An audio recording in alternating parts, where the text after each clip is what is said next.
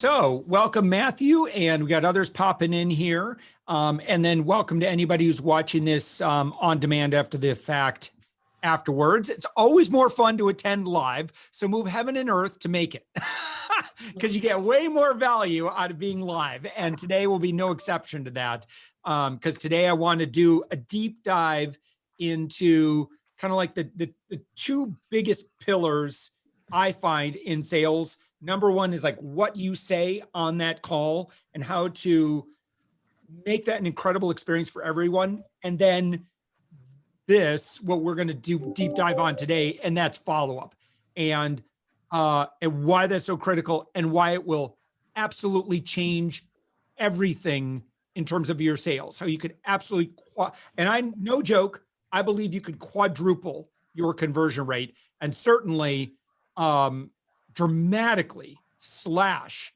your sales cycle and how long that takes. So what I'd like to do is just have everyone say real quick who you are, just say who you are, where you're chatting from, and the name of your company. And also please feel free to share the URL of your homepage in the chat window when you introduce yourself. All right, Amanda's chatting with us from heaven. I see a nice It's that time of day. Good morning, everybody, or good afternoon, everybody. Yep. All right, so go ahead and let's see, Jonathan, looks like you'd be ready. Just unmute yourself. And again, name, where you're chatting from, and name of the company real quick. I'm John. I'm from Orlando, and I'm with American Management Services. Awesome. Thank you, John. Lou. Hey, Lou Mosca, Chief Operating Officer of American Management here in Orlando. Fantastic. And we're just starting with Josh a few weeks ago. Excellent. All right, Angie, you want to say hi? Angie Sodi, General Counsel, American Management Services. Excellent. Okay, Matthew Dunn. Hey, Matthew Dunn from Bellingham, Washington at Campaign Genius. Terrific. And again, feel free to share a link to your URL to your website in the chat window. Lynn, I got you next in my list. Hi there, I'm Lynn Whitbeck. I'm from the greater Seattle area of Washington State, Future Forward Sales. Terrific, terrific. Hi, Dana, how's it going?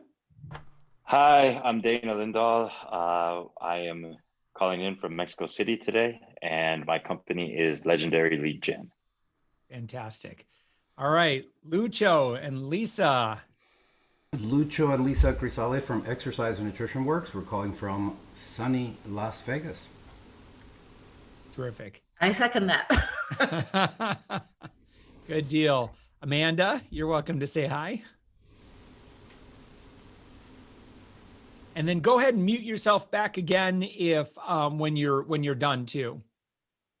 Hi, guys. I'm Amanda. I'm the B2B Sales Manager with Josh and Up My Influence. I am just outside of Charlotte, North Carolina.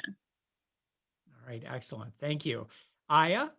Hi, Aya Schlachter from Cleveland, and I'm the founder of MGS Global Group and Architect My Life program. Fantastic. And Devin? Hey, Devin Cash. I'm calling from Ogden, Utah, just north of Salt Lake City. I'm with Be the Hero Studios. We are YouTube producers. Yeah, terrific. And Jeff might still be multitasking over there. Jeff, I'll wait for Jeff's video to come back before we throw to him. Okay, so again, very important. We're going to talk about follow-up mastery. Before we do that, I want to give just a moment to share any great successes over the past 30 days or so. And I will start with one who, and this is Alexis Jane. Now she's in Australia, so she's watching this after the fact because it's like 2 in.the morning or 3 in.the morning there right now. So we'll give her some leniency on not attending live.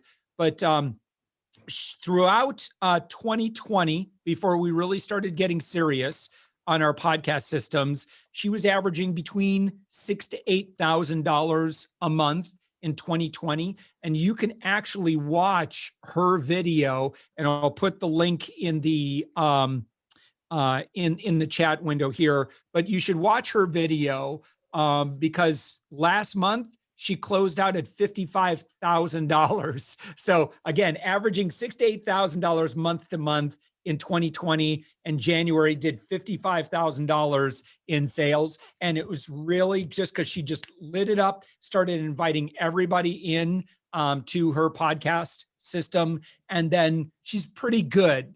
I got to tell you, she's pretty good at, that conversation, and getting folks, enrolling folks. So she's, obviously, so she's, we're just part of that. And so, as we work together, there's parts of what we do exceptionally well. And then there's parts where I kind of have to, you kind of have to let your teenage driver go out on the road.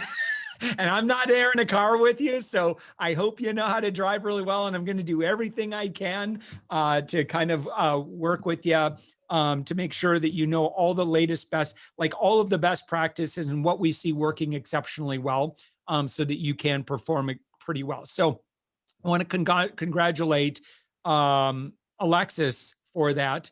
Lynn, I know you had a pretty good January as well in terms of new relationships.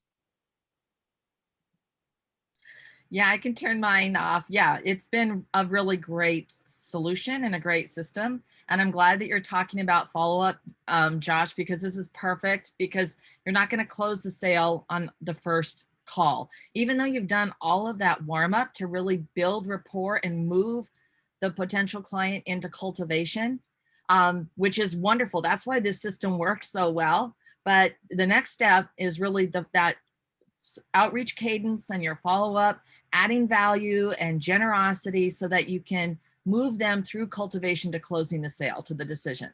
Yeah. Yeah. And so we'll go through all of our best practices and I'll document everything as best I can. Now, you should also know that I have some really good videos on this subject. And so when you go to your member homepage and you scroll down to the bottom, in particular, if you have not watched this, like I would, I don't think that there, in terms of, I would argue that in terms of activity, in continuing to grow, activity knowledge is pretty important. Like it's, you'll learn a lot by doing it. But shorten the learning curve for yourself and spend some time. We keep adding to this section down here.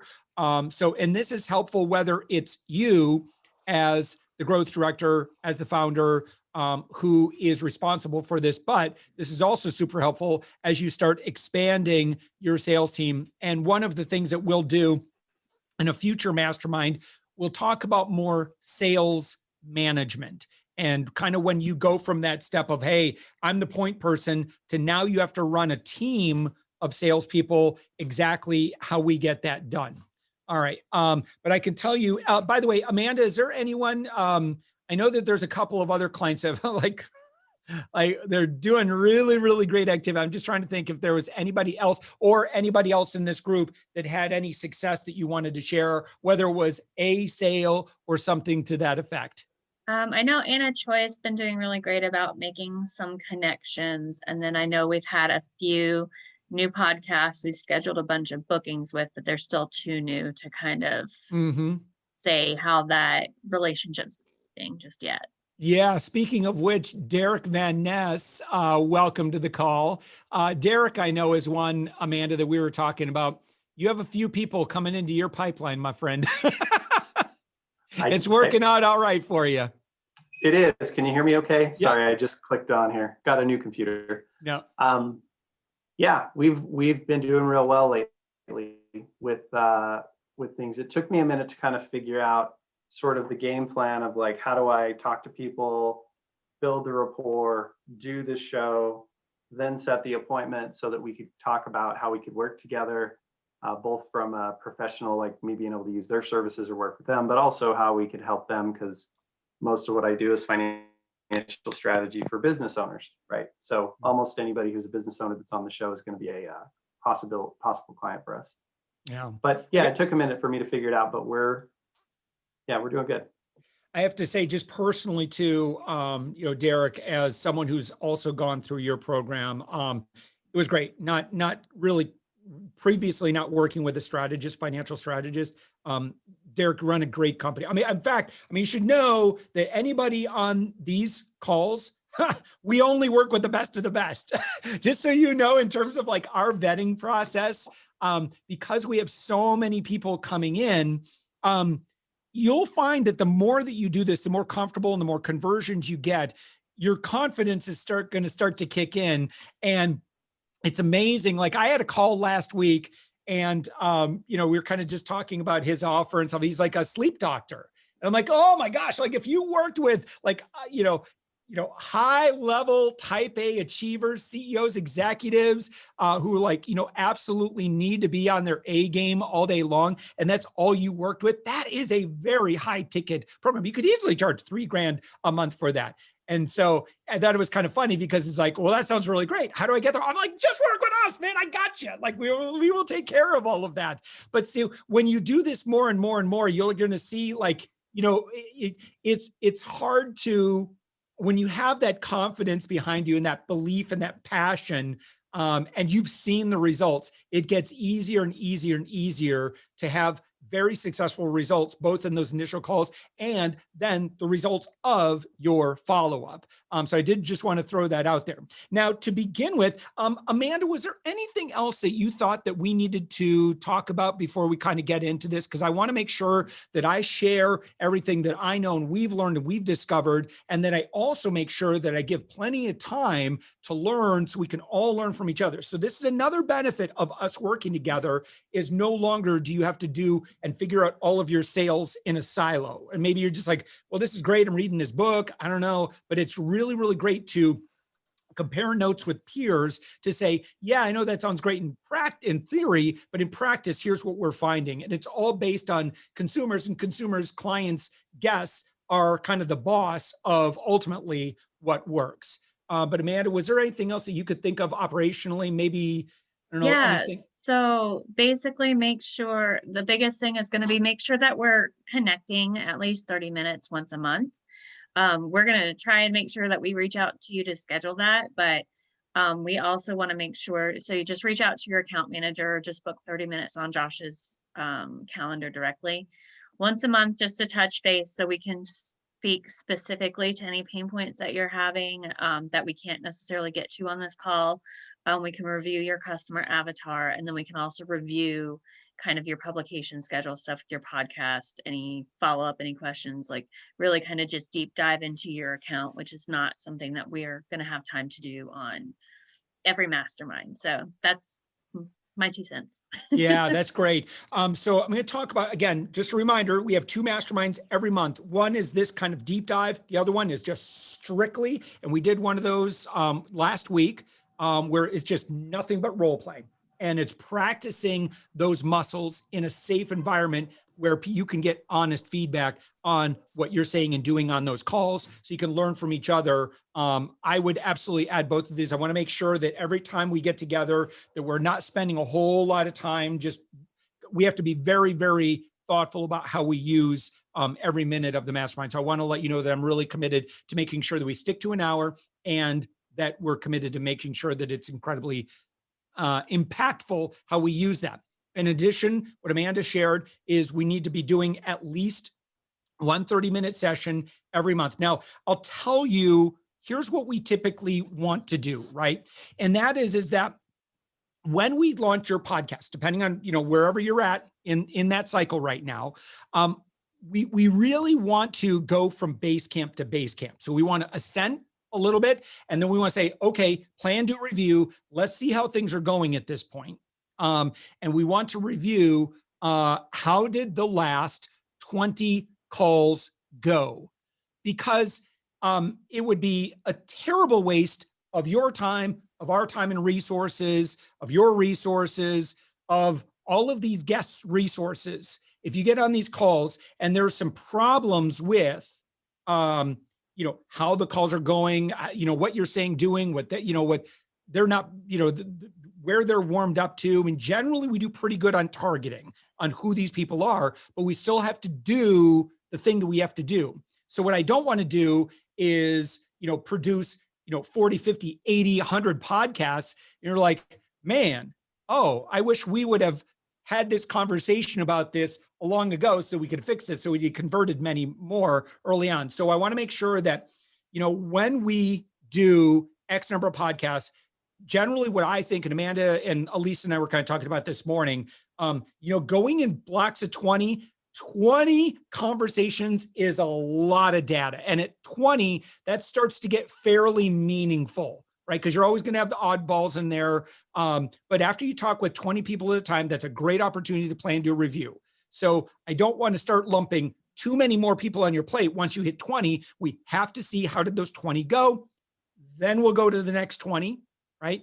And then once we all know that you're in a groove, and you have no problem with the conversions and managing the relationship, that sort of thing, then I don't think we need to check in as often. But I just want to let you know that that's pretty important to us, to make sure that, we're not letting you fly out in the wind for too long, if there's some problem in the processes or systems, if that makes sense. So just, again, working with your account manager, just know that we're going to, probably 20, 40, 60. Man, by the time you've done 60, you're off to the races. You probably don't need to meet as often, but we absolutely want to make sure that we're helping you, get the best metrics possible. Okay. Anything else before we kind of start diving into what we do in terms of follow-up? And I'll kind of start by sharing some of my own stories. Any other successes or immediate questions that would be suitable for this venue? Yeah. Am I off mute? Yep, you're good, Dana. Okay, I can't find my Zoom window. So the one thing I was curious of is what percentage on average across all the shows that you do you find that people are booking in after the show or after they record the episode?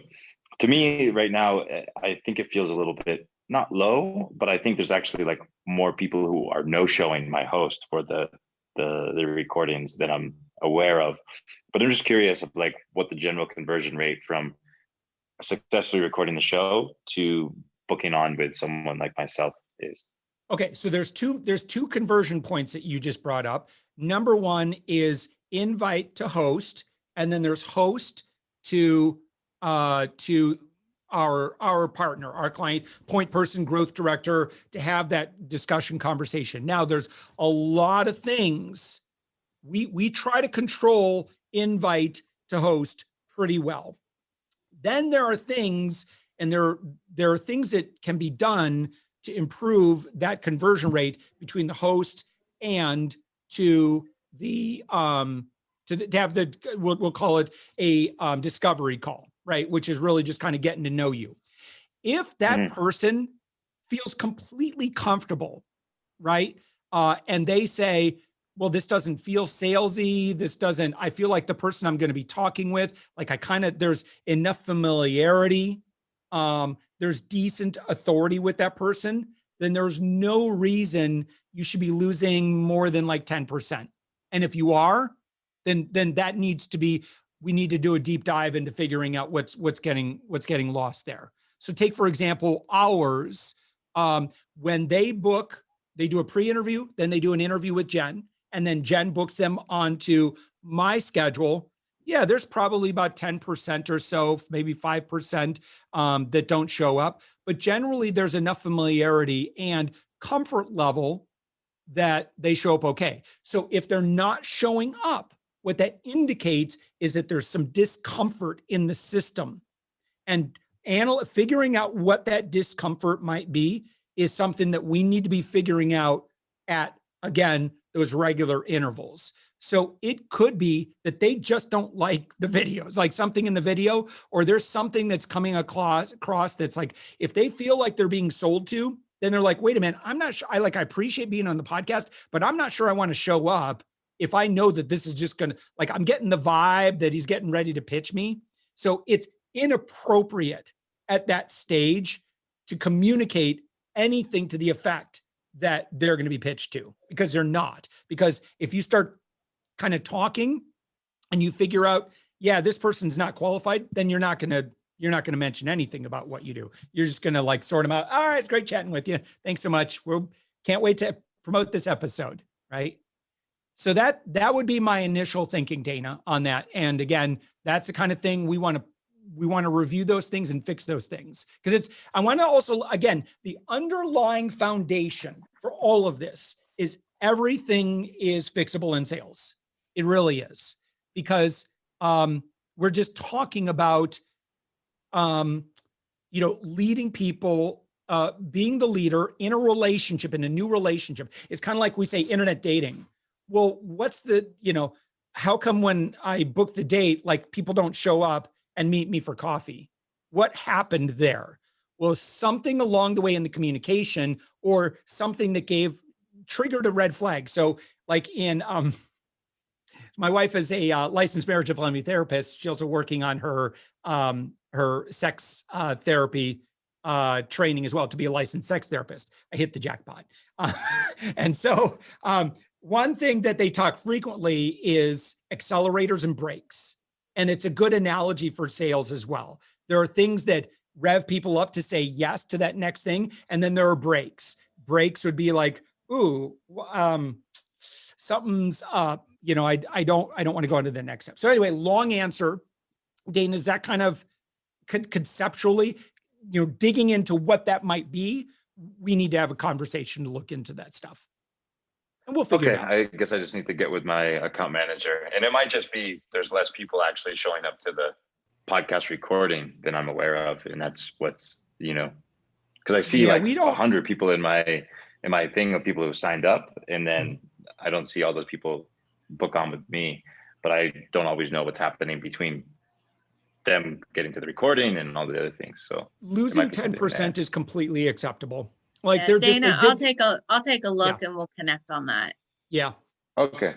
So just know that too, that's what's great about this system is we have the ability to again, we know what typical conversion rates should be at every step. And so if we're like, yeah, this is atypical, then we need to dig in and figure out what's freaking them out. So what's causing them to put the brakes on? Jeff, did you have something on that? Well, not so much to put the brakes on. When the invites come through, can you notify us that they're from you, from Up My Influence? Because I have other outreach programs for my calendar. And it took me, the first call, I had no idea where this guy came from. I went on and it kind of took 5 minutes into my conversation with him before he commented about the interview, which obviously then I knew it was coming from, Up My Influence. Otherwise, I didn't go in to go check. So is there any way you can set up an appointment specific link that's kind of named podcast guest or something like that? Otherwise, the host can get the instructions to make sure that they put that in the comment field. Yeah, if I could do that somehow, that'd be great. Yeah, we'll make sure that they put that in the notes. Yeah. Yep. And it's almost like it's a blind. I mean, you're talking about dating, Josh. It's like a blind date because I had no idea. Forget about him, but I have no idea what the topic of the conversations were other than the name of it. How did we meet? Right. Yeah. So yeah, I'll send out a note to all of our podcast hosts. So this will take care of everybody. If there's a note section that they're putting in there specifically, this is from whatever the name of the podcast is. I know a few of you have multiple podcasts, but we'll put, from the Up My Influence podcast, this is your guest. Just at least, so we can definitely do that. Yeah. Thank you. That would be helpful. Good. I mean, I got great feedback, as you know, about Rye. So it wasn't a question about the interview. It was just for me to know where the person came from. And there were maybe one or two key takeaways that Rye could kind of provide as a cue up for me and for everyone else. That would be fantastic, just to help me break the ice a little quicker with them. All right. Excellent. Lucho. Yeah, since we are not planning on watching every single interview, when they send us that message that, hey, you're having a call with XYZ person, maybe a short synopsis of what the podcast was about so that we don't completely sound like we never even looked at it or have any clue who they are. Yeah, let me talk about that for just a second, because I'm not able to. So here's what I do. All right. And so if you have a pre-interview, for example, the pre-interview's job is to kind of like give you some notes on like who they are. But let's say I'm going into a call blind, and I do that. I've done that a lot. What I like to do is I pull up their website. You know, if I can jump on, like if I can start getting into this about 5 to 8 minutes beforehand, I start looking at their website. I don't know what was in the conversation in the podcast, and I'll tell you what I say in just a moment. But what I like to do is prior to them getting on, I pull up their website, their LinkedIn, and any other social media. Meanwhile, what I'm doing, and this really parlays into what we're talking about in terms of follow-up cadence before they get on or at the early stage of what, of that conversation, I'm connecting with them on LinkedIn. I'm engaging with them on their Instagram, Twitter, whatever else is out there. I go to their company page. I'm engaging with their content on their LinkedIn company page. If they're on Facebook, I'm connecting or I'm engaging with them on their Facebook. Now, some of this stuff they might see pretty quickly. Most of the times, there's social media that we're pretty active on, like 1 or 2, and then the rest we kind of see it when we see it.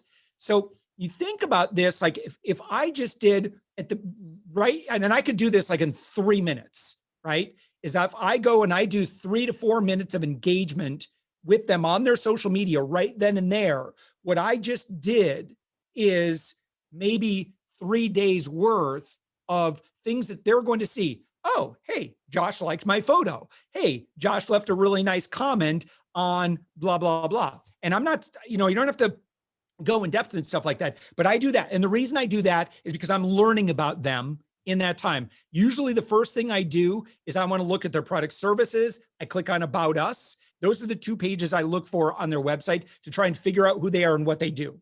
Okay. Then when we talk, while it's nice to have notes, and usually I personally don't really rely on that if I haven't done the podcast. As a podcaster, it's helpful to have some notes on the person. But honestly, what I say in that call is I say, hey, so I understand you did the interview with Jen, is that right? And they're like, yeah. I'm like, thank you so much for doing that. I really excited to share that with my audience. I haven't listened to it yet. I'll try to make sure it gets into my queue when the show goes live.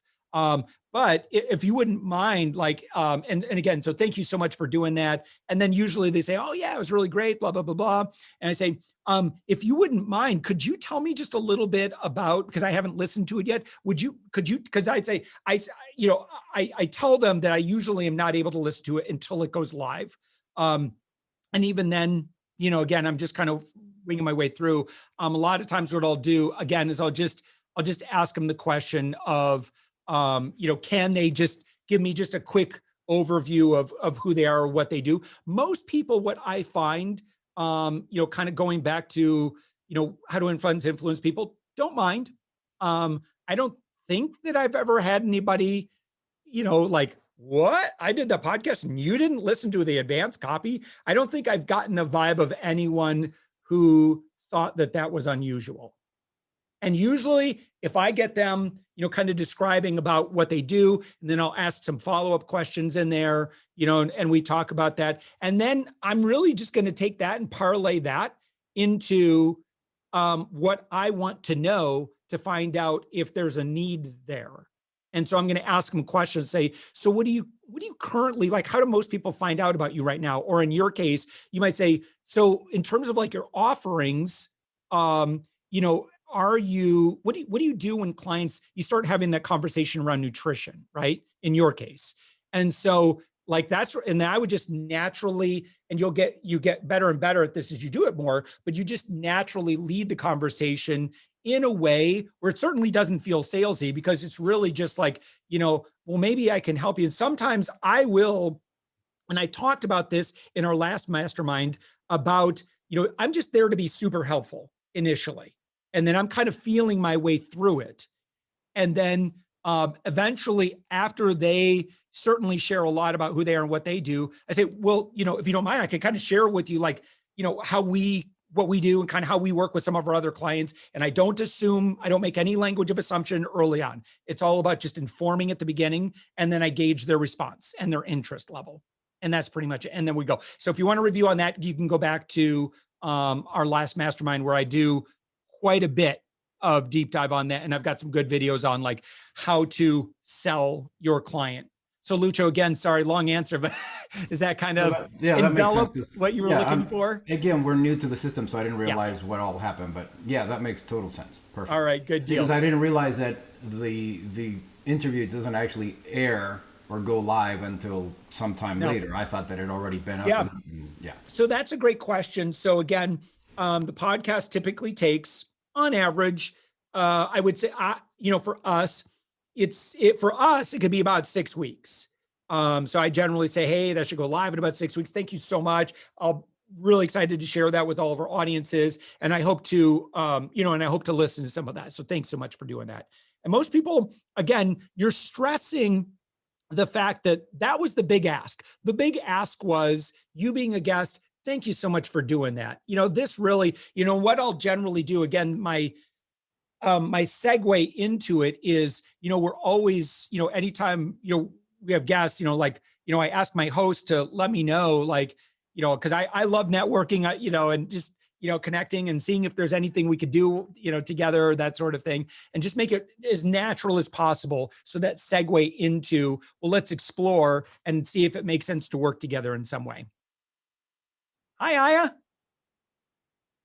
Hi, Josh. I see you got your hand up. I have a question for everyone, if you guys can answer, and Josh as well. I'm still at the outreach phase of my, I haven't launched a podcast yet, but my outreach team are reaching out to almost everyone because there are not that many female architects and interior designers. But my question is, how do you get all that volume of people? A lot of the people that they outreach to are employees and not qualified. So are you experiencing that as well? And how do you get the pipeline? I don't know what my pipeline is. So yeah. Okay, so what we're talking about there is lead pools, right? And so some people have very particular lead pools. You do, right? And so for you, you're talking with female architects, but specifically you're talking with female architect founders, right? So what we are likely doing, right? And I would recommend is we're not going to, unless we have a defined list of that, what I like to do is recruit through.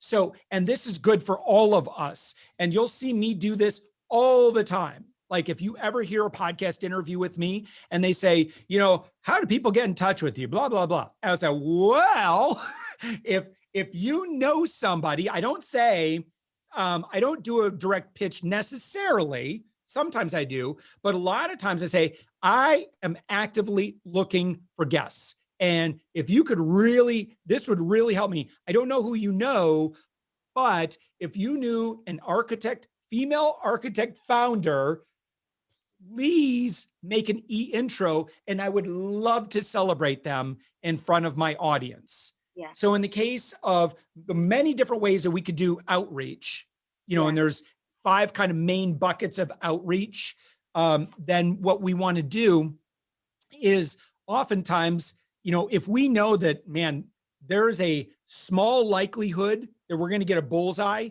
with every outreach, then we recruit through.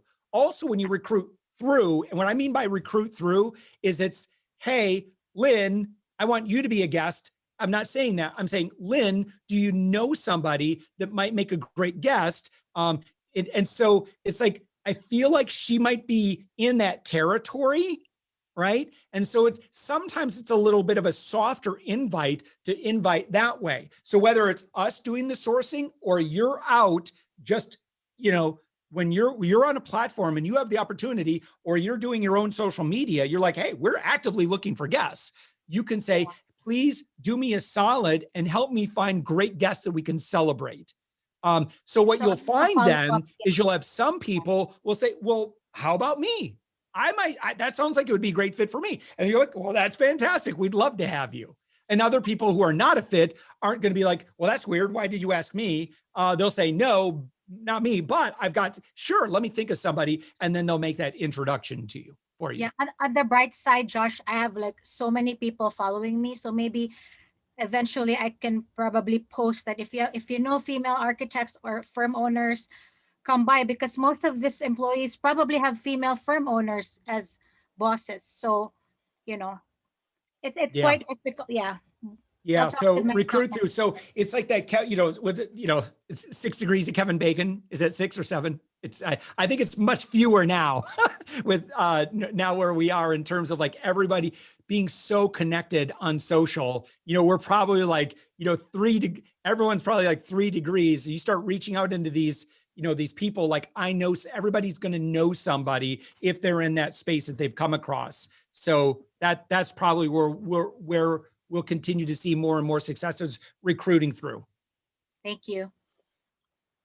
Any other questions? This is great because we're actually hitting on some areas that are very, very ancillary or supplemental to this bigger subject of following up and following through. All right, 3, 2, and 1. Okay, here we go. All right, so I want to share my story really quick. Thank you so much, by the way, for everybody that had questions and shared that. Because a lot of times, like if we can assume certain things in our communication together, but the more that we know about what your experience is, the more that we can pivot, adjust, tweak, guide, that sort of things. All right, so the one thing I want to really, really hammer home in the rest of this call here is how masterful follow-up will absolutely change your life. And let me start by sharing our own experience. And this was the end of 2019. We had over $200,000 monthly recurring revenue in our pipeline, in our sales pipeline. And if I could just get, like a quarter of these people, and these are all people that gave us buying signals. And this is primarily for our media consulting work. No, it was all for our media consulting because at that time, that's pretty much all we were selling. And so, man, if I could just get like a quarter or a third of these people to convert, I'm like, man, that would be amazing. And so what is going wrong? I'm like having these amazing conversations, really hitting it off. And then someone goes, yeah, well, that sounds pretty good. Well, blah, blah, blah, blah, and then we'll like, well, think about it, or blah, blah, blah, or just like whatever. Right. And then it just wasn't happening. And meanwhile, it's so frustrating because more and more and more people are now going into this CRM and they're just like in this sales cycle, but then they're never converting. And I just didn't get it. Right? Because I'm like, man, I thought we really got along so smashingly. So what's going on?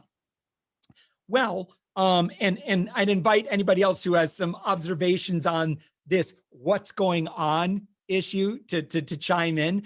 But what I learned is that the reality is it's so simple. When we think about who we normally talk with, like who your client is, I can tell you, like, just because this is our sweet spot, is, again, when we were working generally with agencies, consultants, experts, service providers, or whatever that are selling bigger ticket items, okay, your stuff is good.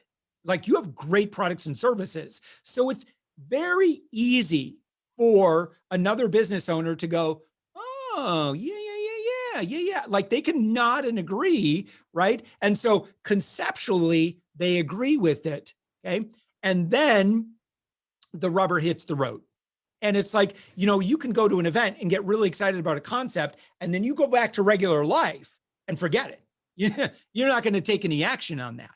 And so how do we get people to take the action that they insinuated? Because what they gave us were buying signals during that call. And so here's the reality of this. That other person has never purchased your product before.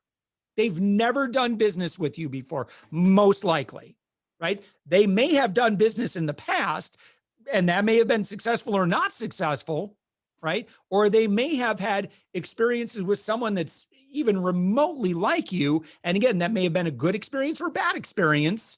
And that may flavor their hesitation, lack of priority. So they'll get excited about working with you. But then, because most of us in business subject ourselves to the tyranny of the urgent. And what that means is It's just like, you got to go to an event, you get really excited. Oh man, I'm going to institute this, this way of doing stuff so we can improve our company culture. You get back and you're like, all of a sudden you got like 10 fires to put out because you've been gone for 4 days.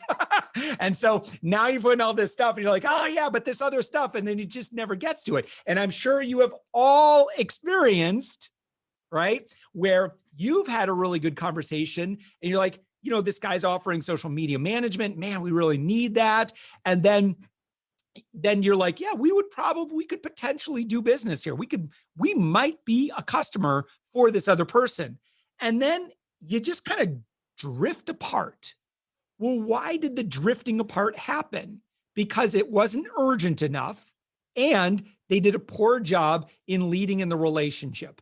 So as I mentioned before, amateurs convince, leaders sort, and leads sort in a way where you get to trust that people know what they want and what they don't want, what they need, what they don't need.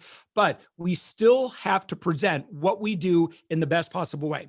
And I can tell you that back then, when we were doing poor follow-up, our conversion rate, I'm going to guess, was about 8% of people who actually bought in the first 30 days or so. Really bad. So how did I fix that? What we needed to do was institute a structure to what happens after X activity, right? And that activity might be what just happened. I'm going to talk about stages, and then I actually wanted to go back to anybody else who knows what I'm talking about. And if you have any feedback or like, where you've got any insight on that, man, really excited in call one, and then blah, blah, blah, blah. We could love for you to chime in on that real quick. Okay. But there's two functions. There's stages, and each stage has to have a cadence. A stage is what did we just get? What the major base camp that we just got to, right? And base camp may have been had our first call. It may, and for us, generally it's like had a first call and no statement of work issued, or had our first call and yes, statement of work was issued. And based on, it's kind of like a choose your own adventure, right? And the guest gets to choose their own adventure. Based on where they chose, now we have 30 to 90 days worth of, okay, here's how we're going to show up in your life, right? In our guest's life.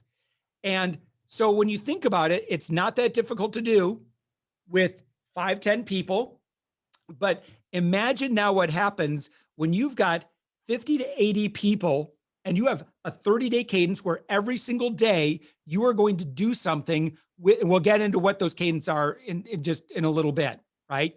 But imagine now you've got 50 to 80 activities that you have to do every single day. This is where CRM mastery, your customer relationship, like if you use a Pipedrive or whatever you're using, right? Really mastering that back-end automation, not front-end automation necessarily, but back-end automation, so that your sales manager knows exactly what to do each and every day. It's absolutely critical because, and again, let me underline and bold this and, font, H1 font, right? We must lead in that relationship. If you're the one that is going to be asking for the sale, asking for the money, you have to lead in that relationship. Now, they can tell you, right, whether or not they want to go with you, but you have to let them know what is normal. Oh, hey, when people say yes to this, well, what's normal is we just schedule an onboarding, right? And we talked about this before about focusing on the horizon, not on the dead fly in the windshield. So that's a real big clue on where we're moving them to. All right. But before I get into cadence items, I feel like I want to hand the mic to Lynn or Jeff or anybody else. Lucho, I know you've got some. Lou, you guys are just already just so savvy at this stuff. I'd love any of your feedback on great energy in the call, but what does that mean? So Josh, what I've done, Kenley, on my two that I've done afterwards is I've asked them for, hey, is it okay if I follow back up with them and put them on my monthly newsletter so they get updates and be able to communicate? I guess you don't like that one. No, so, not a fan. Not a fan. I'll tell you why in just a moment. I'm sorry. No, that's all right. Man, I do not. I got to be cool. I want to support you, Jeff. Sorry about that. Well, one told me, he would look for other people to be able to provide them some. Yeah. I'm going to stop talking. So I've already gotten I'm so sorry. rejection. Okay, all right. Before I dig my hole deeper, Josh, just go ahead and pound on me. No, okay. So this is also, you have to understand, this is just philosophy, right? So I've got philosophy. Other people will tell you, put them on your drip campaign and send AI bots after them, right? For me, if you said, can I put you on my monthly email? I might tell you no. I might tell you yes to be polite. But no, I don't know you. I'm not a big enough fan of you I would either say, that's okay, I'm really trying to cut back on my email, or I would say yes, because I don't want to be rude, but then I would immediately unsubscribe. Because a one to many, and only because what we're talking about is high level relationships, right? Where we want the other person to feel like they are going to get the red carpet treatment and they matter to us. You matter to me. Like I want, that result that you were talking about your own, whatever it is, right? I'm going to be thinking about you. I'm going to be thinking about this. And I want you to feel like you and I are going to be buddies, until they tell me to buzz off or whatever. And so I would not ask that, because what that just to me, and again, just philosophies, right? I'm not saying right or wrong, but I wouldn't do that, because it's like, I would say, like, let's say I just had a great first date and I said, hey, would you mind if I subscribed you to Cat Facts or whatever like that, right? And it's like, man, I thought we had something special here, and now you want to automate me. What did I do wrong? That's kind of how I would feel. And also when you say, yeah, mind if I lump you in with everybody else? It's like all of a sudden I start to feel less special. So my underlying thing here is that your guest should never feel automated, like they're just one of a big pool of people. Everything needs to feel one-to-one, very personal. That's the very first thing when I get an email, because I'm type A, busy. Every minute is scheduled out for me. When I look at my email, what I start with is selecting all that came in that day. And then I uncheck the ones that I suspect are personal, one-to-one email, and the rest, I either unsubscribe or I delete without even looking to them. I'm never going to look at a newsletter. Particularly, I'm not going to look at a newsletter from someone that I don't have a really meaningful relationship with. So forgive me, Jeff. I'm sorry if I don't want to make you, again, just philosophies. This is just Josh philosophy. This is just Josh talking right now. That was one thing I said. The other thing I said to him was, can I reach back out to you and connect with you and have another conversation in the next 3 to 4 weeks? And here's how I would do this. To build it. So yes. Yeah. So correct me here so I can learn. Yeah. No. And good. Here's a way I would +1 that, because that's important, right? But people are going to almost always do what they think is normal. If you say, so I don't know, you want to chat in a couple weeks? It's going to be like, say it no. like that. What's that? I know you're not doing that. I'm being silly. I'm going to give extreme, ridiculous examples, right? So just for illustration purpose, I know you're awesome. Okay. So until I spoke up, yeah. What's that? But then again, you gave me $20 to play this role, so just so everyone is aware of that. Jeff, no, forgive me. Thank you so much for having. Thank you so much. I really, really appreciate it. It's all good. You. Yes. Okay. So the way I would +1 that is I would say, This was really great. Do you have your schedule in front of you? Because I have a few more ideas, and I've got a hard stop here, and so I won't be able to share that. How does your Tuesday look? I'm all booked next week up until Thursday. I either have like Thursday afternoon or Tuesday, because there's some more stuff that for sure I'm thinking of that we might be able to do together, right? So I'm sharing my enthusiasm, and man, I've got more that I want to give you, some more ideas, or, I might have some ideas for you. Do me a favor. If you can send me this, let's grab 30 minutes next week, Thursday. And I have a few more ideas for you. And then I book them then and right there. And you can also hear in my language is, now they can say no thanks, and they're welcome to, but they need to, people are going to do what they feel is normal to do in that situation. So if you leave it, and here's why I wouldn't ask them, because they've never done it before. It's scary. It's scary for me to book an appointment with somebody, even if I met them a little bit.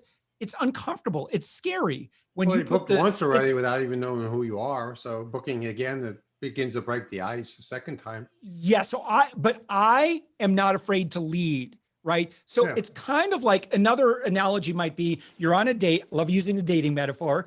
And it's like, do you want to kiss me?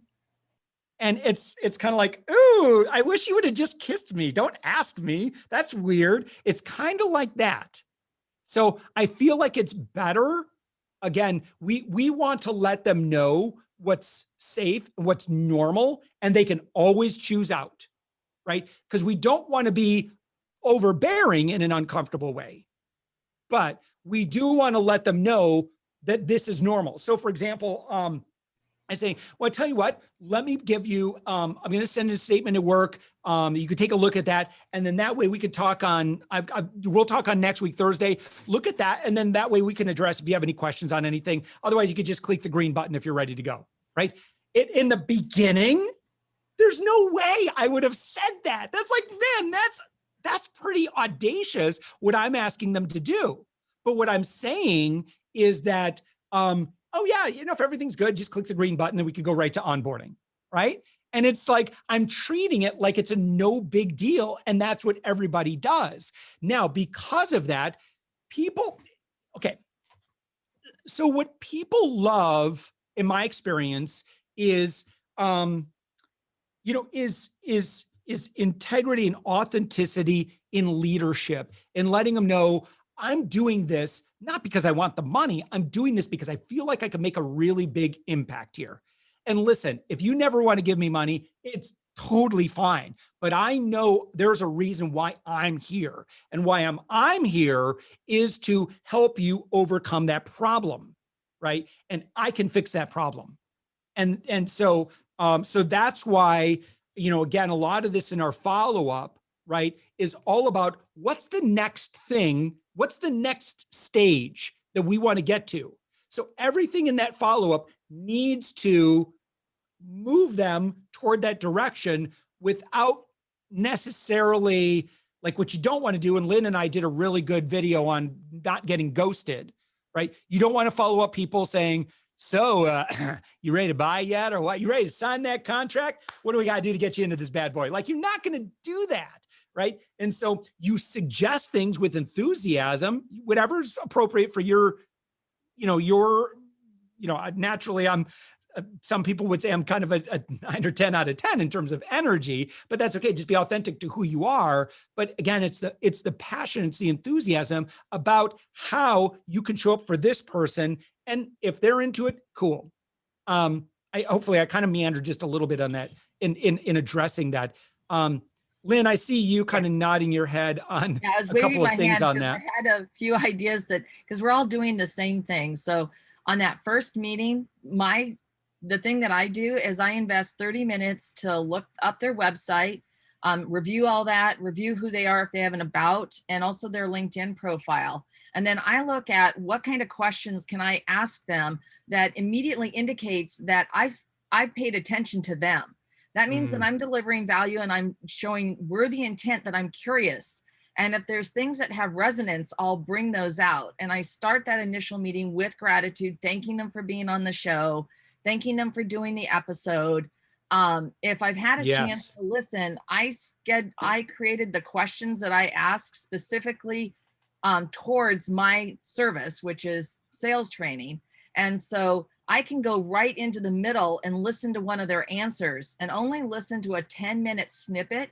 And I've got a lot of information that I can then ask them, tell me more. And so the other person is automatically engaged, and I lead them to a point where they ask me about what we do. So actually, that raises a great question. I'm sorry, Lynn. Can we actually go in before it's aired to listen to the podcast? And if so, how do we do that? Amanda, do you know how we how that might be facilitated? The raw stuff is on your podcast tracking form. I'll resend that information to you in your Slack, Jeff. So for any of you who, oh, okay. Yes, I didn't realize it was on that form. So, yep. Talking about beginning with gratitude, and I'm a huge fan of that. Imagine what an amazing experience that is in terms of like instant rapport to say, I listened to some of your podcast interview. I love the answer you gave about X because, and then you share how you I share that philosophy. Like I'm so glad that you said that because I believe so strongly in that. So that's like, I when didn't know it was in there. Oh gosh, it's like instant rapport. Like and me, like we get it. Like that's so powerful. Yeah, you always want to find that common ground. Yeah. Yes. Another phrase that you can also use on that subject is like, business owner to business owner, like CEO to CEO. Oh my gosh, I totally get what you're talking about. Like if it's whatever that thing is that you're addressing, like just commonality, what we have in common. Like one of the first things I generally ask is say, where are you? And then if I have any kind of connection with it, you better believe I'm going to bring it up. So if you travel around enough, or you have friends there or whatever it is, that's instant commonality. Like that's that, what was that acronym that they'd say? Was it FORMS? No, it's like family, occupation, and it's FORMS. Family, occupation, recreation, what you do your money. And I forget, maybe there was an S or not.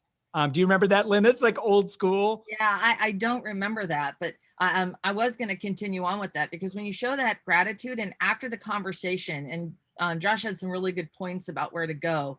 But one thing that I do is that I always send a thank you email. And then from that conversation, I've created now a number of different resources that I can send to the person who did the interview that we had at first meeting and said, further, here's an additional resource. Once again, that generosity that you may want to utilize.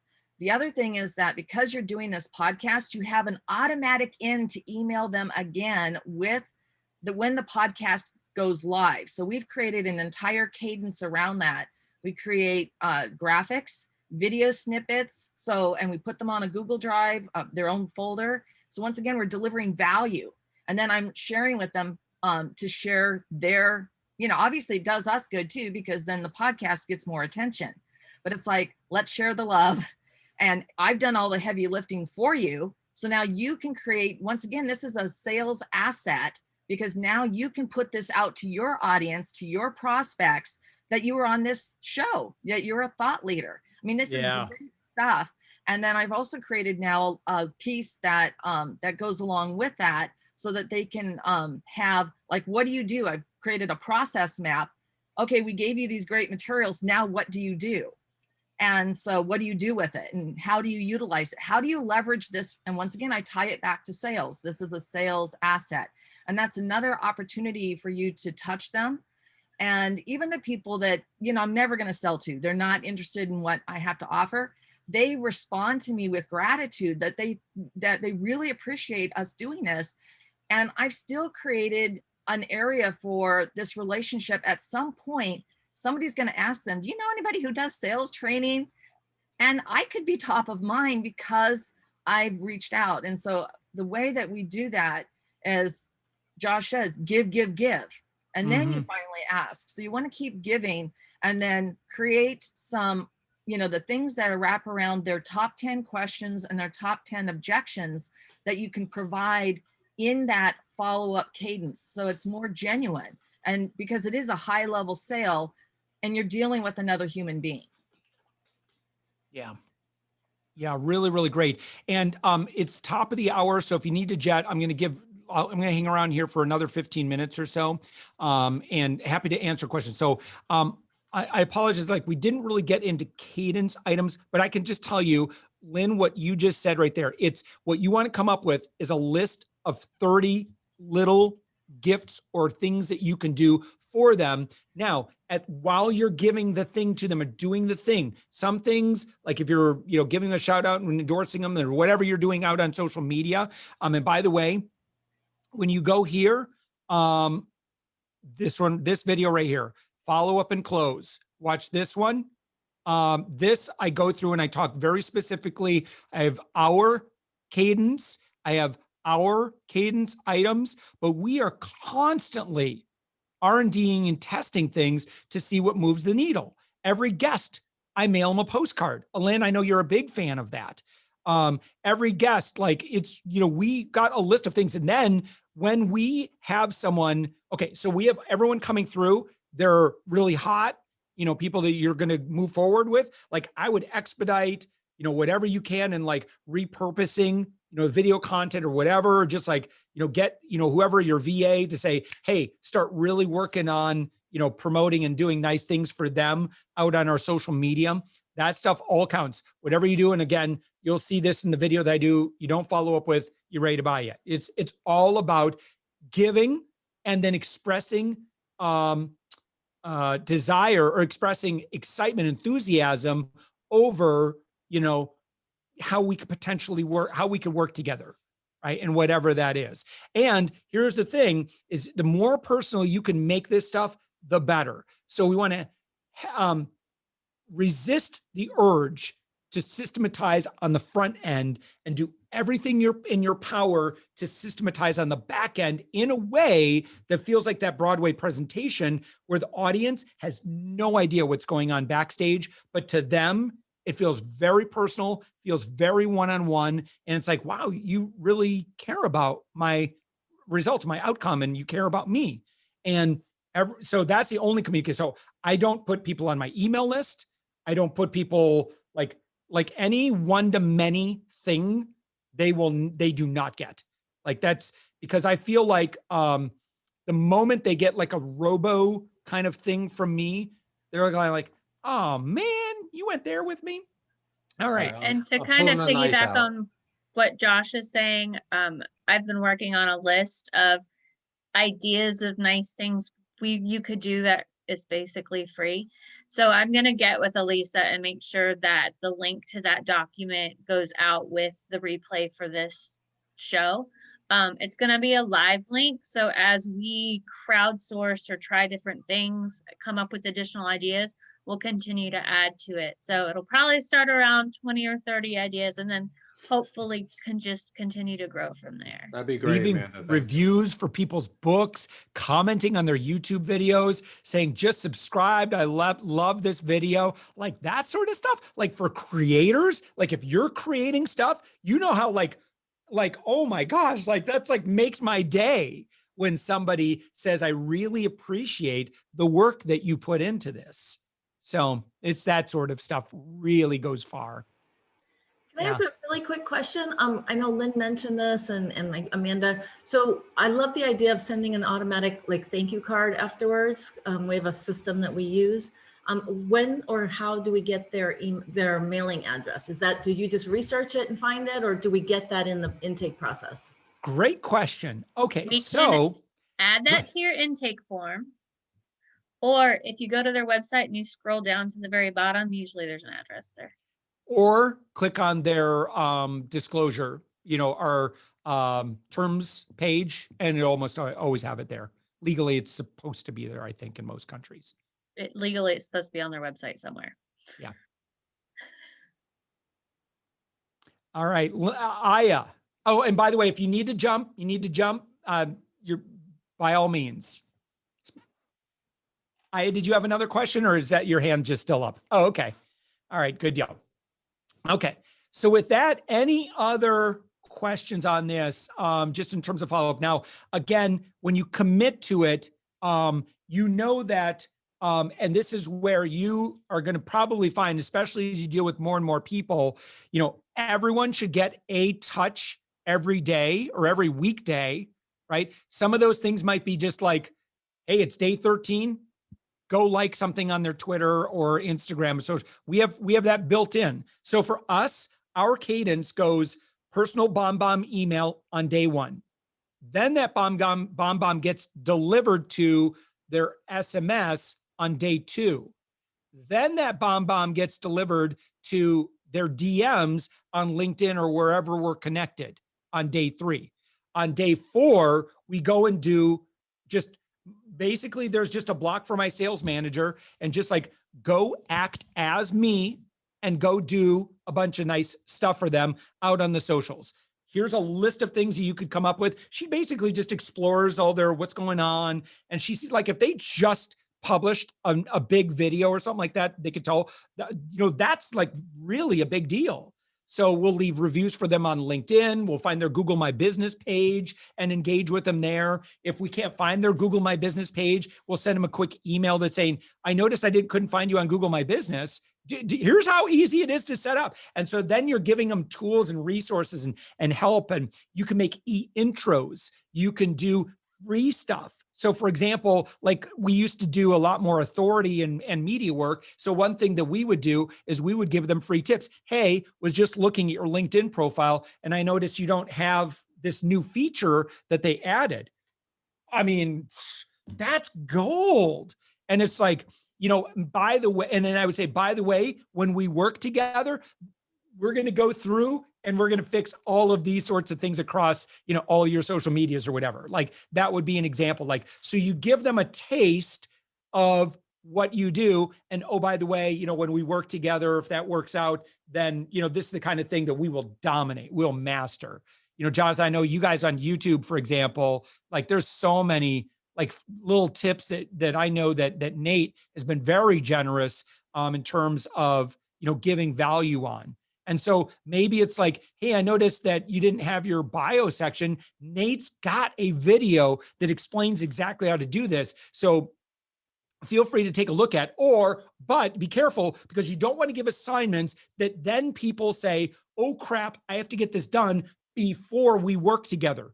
You give something away, but then you say, but don't worry about it because when we start working together, we'll take care of all of that together. So don't make it a got to do this before we start. It's here's a thing I pointed out, but don't worry because we'll take care of all that when we get started. Does that make sense? So give them value, point out something, not in a way that makes them feel bad, but in a way that so excited that we get to solve this little problem and many others like it so that ultimately we can get them what they really, really, really want. And what they don't want necessarily is your product. They want the results of your product. And so that's the horizon that we talked about, the vista in the distance that we talked about. Everything else is just the road ahead is just a means to the end, right? The bug splat on your windshield is the contract and paying you. So we don't want them to focus there. Focus on how amazing life is going to be like when we work together. All right. Any other questions in the final 7 minutes that we got? Was this helpful? All right, good. It's amazing. Like, You're you welcome. can be. What's that? You're welcome. Thank you, Jeff. Thank you. That's yes. It's all good. I'll slip Jeff a $20 bill for asking the questions that I wanted him to ask. But it's amazing too that, you can be so good at this thing and, you could be doing this thing for 20, 30 years and we're constantly learning. We're constantly getting new feedback or just these little ideas that someone could bring up and like, oh my gosh, I never thought about it that way. But because of that, that ability to kind of, be able to reflect in the group here, we're constantly improvement. So what you learned here today may have improved your conversion rate at some key points by a couple of percents. ultimately that means more revenue by the end of the year. All right. Anything else? Lou, I appreciate having you on. You're in square one for me. Any observations? Lou's got a pretty great operation, I got to say. So my observation is, I watched all the videos in your week 4 thing a couple of times. I watched you go back and forth with Jeff and back and forth with Lynn. And I guess it's not an observation, it's more of a question. Seems like most of the people that were on the first mastermind class I watched and then this one are new to your program. Is that a fair statement? Yeah. Mm-hmm. Okay. Yep. So it's a little concerning to me, and I don't know when Dana started, it was a little concerning that his podcast response rate, people wanting to join, is low, right? Mm-hmm. Because if that's not starting at a good number, all the other training is basically meaningless, right? So you got to have a good hit number on people wanting to join. So I really want to understand why that's maybe a problem for Dana. Is that a problem for anybody else? I can chime in here. We've had really good, I've actually done the analytics and I provided them back to Amanda and Alisa, but I want to point out it's the quality of the leads that come in that's more important than quantity. So my concern is really wrapped around feeling my ideal client avatars, that they're the people being interviewed through Sales Navigator, that they're being invited onto the show. And then from there, then we're inviting them, our host, she does a great job of inviting them to meet with me. So I'm not, with any sales, it's all about the quality of the lead. You know, are they a fit? You know, so do they answer my top 5 questions of being an ideal client for me? And if they do, then that means that those are people that I can at some point either potentially convert or at least establish a strong relationship with, that once again, I can be top of mind. If I'm getting people in who have absolutely zero desire or any need to ever purchase my program, then it's like, I'm just wasting my time. So it's the quality. So I totally agree with you. And I've, since the interview that Josh did with myself months ago, went live at the end of December, I've gotten a lot of phone calls, all from people that I would probably never do business with. They're just below my threshold, what I want. But it definitely got the traction. So they don't fit into what you're saying. They're not, you know, my sweet spot of a real good, solid lead. So that's what just made me wonder, you know, Dana's having a problem, or other folks having a problem. And it is quantity over quality. I'm way okay with that. I think that makes perfect sense. But sort of got the feeling that maybe quantity and quality were a problem for Dana. So I just, you know, and it's different for everybody, you know. So I haven't gone live yet, so I don't have that. It's just what I'm hearing today. Dana, sorry. And let me just jump in. I was on mute. To clarify, I'm not having a problem. I was just trying to ask about, you know, if there's drop off in certain areas. And I've looked at the list while we were on the call here of the people who have actually recorded and we're actually going to be publishing episodes for. And yeah, like 80% plus have scheduled in with me. I think the drop off that's happening is people are no showing my host. So if I look at the raw list of people who have signed up to do the podcast, and then I compare that to the list of people who have booked on with me, there is a discrepancy. But I believe a lot of that has to do with people rescheduling on my host or no showing my host, because most of the people who recorded did book in with me. So just to clarify on that's that. generally a pretty easy problem to solve then, because that's a matter of, you know, availability, or it's not getting in their calendar or whatever. So usually that's a little bit more of a technical thing rather than them getting weirded out at that point, because they want to be on a show. Yeah. And one thing I will say, Josh, that I've noticed about your system, and I don't know if this is true from my system, but when I book a call with you, it doesn't actually put it on my calendar. It sends an email. Oh, am I excited? I'm going to pay you $20 for just bringing that up right here. Yeah, so that's one thing that this is intentional. Oh man, am I so happy that you asked me that. So if you go to our favorite sales tools, I just added a video where I explain this is a major, major deal for anyone who uses scheduling or calendaring programs, because it doesn't send a calendar invite. And so I documented the process. So when you book on your calendar, now using Zapier, it will find that appointment that got on your calendar and it will send them a calendar invite. So it'll automatically show up on their calendar if you have their correct Google email address, right? That's connected with their Google Calendar. It's absolutely, I shouldn't be as excited about this as you see me explain it in the video, but when I document it, it's such a big deal. But that will, I have had a number of people who say, man, I'm so glad I got that text or whatever from you, because this was not on my calendar until I fixed this about a week and a half ago. This is a very, very new fix. They changed it. It used to be where the calendars would automatically send at some point that stopped happening because I think it was a Google Calendar permissions or security issue. And so now you could do it automatically through Zapier. And this is a game changer in the world of sales. It's that big of a deal. It absolutely, so I have maybe 1 out of 15 that I get a no-show on previously. And I'd say probably another 1 out of 10 that say this was not on my calendar, even though when they book, it's supposed to, they're supposed to be able to click and add it to their calendar. They just don't see it or they don't do it. So right there, that's a significant improvement by implementing that. So if you go in there, you'll see exactly where that's at. Yeah, and just to piggyback on that, Lou, that's once a month, we want to have a 30-minute specifically per client. And that's to dive into, are the people coming on your show your ideal customer avatar? Do we need to tweak and improve that? We're always looking for additional places to reach out and lead gen for you guys. We want you to be getting the people you want on your podcast. We want that as much as you do.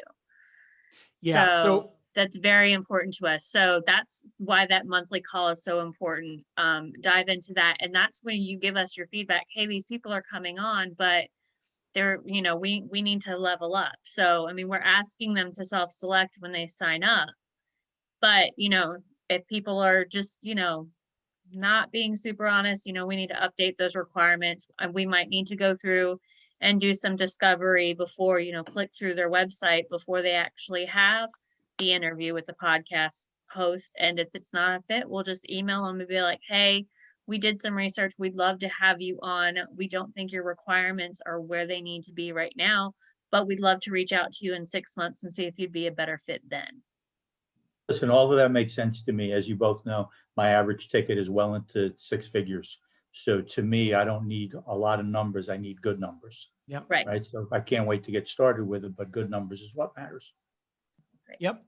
Folks are out there. So lead gen is the easiest thing on the planet if you are reaching out with the right offer. If you're reaching out and it's salesy, I'm not going to do that. I'm not going to respond to any of that.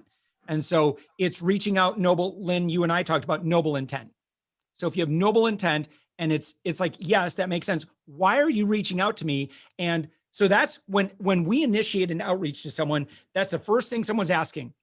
You're reaching out because you want something. What do you want?